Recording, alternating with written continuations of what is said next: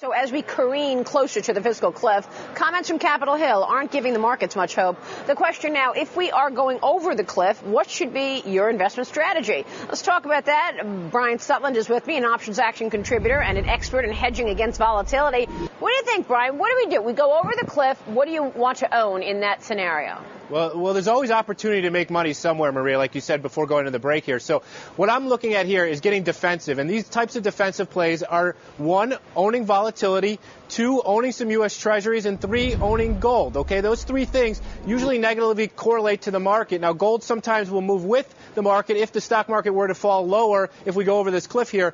But for the most part, those three things are more defensive. And using the VIX especially is a way to own volatility, which negatively correlates to the market. So those are things that you want to get defensive on if we go over this cliff. And Maria, if we go okay and things are all right, the politicians figure it out, there are some plays to the upside as well.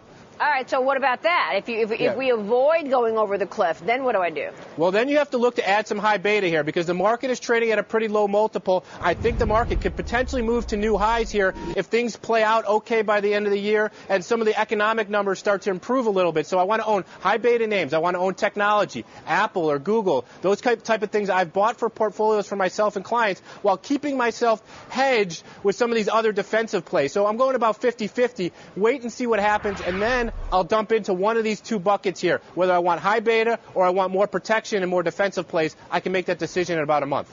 All right, we'll leave it there. Thanks, Brian.